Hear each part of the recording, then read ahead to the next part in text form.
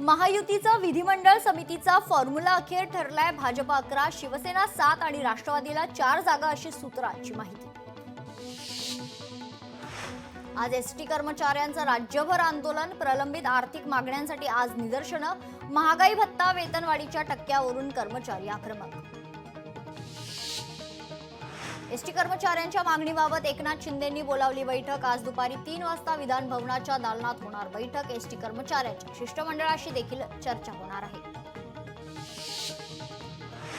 जालन्यात उद्या अनवा येथील घटनेच्या निषेधार्थ मोर्चा, वंचित आणि ओबीसी संघटनांच्या वतीने निषेध मोर्चाचं आयोजन। प्रकाश आंबेडकरांसह ओबीसी नेते होणार मोर्चेत सहभागी। मंत्री अदिती तटकरेंकडून महायुती आणि महाविकास आघाडीच्या सर्व आमदारांना छावा चित्रपट पाहण्यासाठी निमंत्रण। नरिमन पॉइंटमधील आयनॉक्स या ठिकाणी संध्याकाळच्या सुमारास विशेष शोचं निमंत्रण।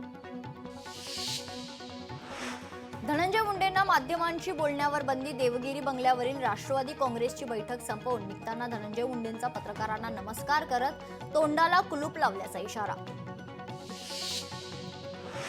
नवी मुंबई विमानतळाचं भूसंपादन हायकोर्टानं ठरवलं बेकायदेशीर, शेतकऱ्यांना दिलेला मोबदलाही कायद्याला धरून नसल्याचं स्पष्ट। 2013च्या कायद्यानुसार भरपाई देण्याचे निर्देश।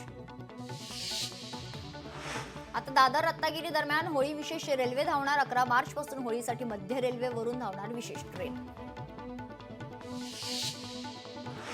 नाशिक विमानतळावर नव्या धावपट्टीला सरकारची मंजुरी। हिंदुस्तान एरोनॉटिक्सकडून 200 कोटी रुपयांची गुंतवणूक। मंत्री छगन भुजबळ यांचे नवीन धावपट्टीसाठी विशेष प्रयत्न। टाटाकडून भारतात हायड्रोजन ट्रकची चाचणी सुरू। भारतात पहिल्यांदाच हायड्रोजनवर चालणाऱ्या ट्रकची चाचणी, तर रस्ते आणि वाहतूक मंत्री नितीन गडकरींनी दिला हिरवा झेंडा।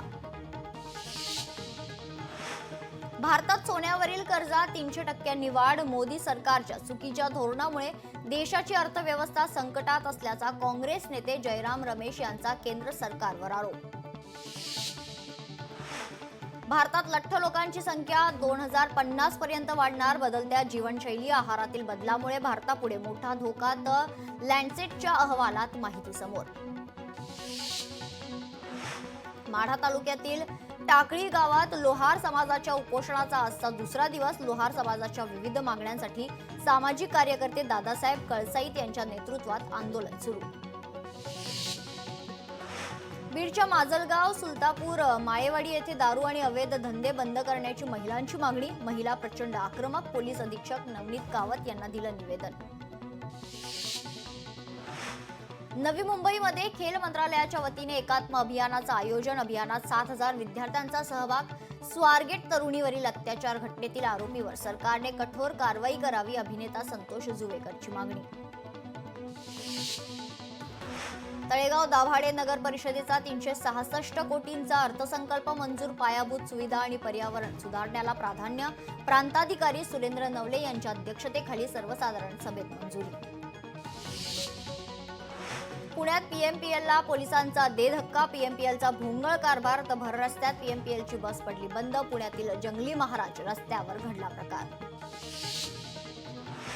विरोधी पक्षनेता निवड तुर्तास लांबणीवर पडण्याची शक्यता। विधिमंडळ सूत्रांची खात्रीलायक माहिती।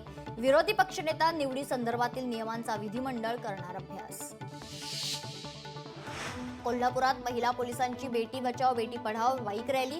या रॅलीत अधिकारी आणि कर्मचारी महिलांनी मोठा सहभाग नोंदवलाय।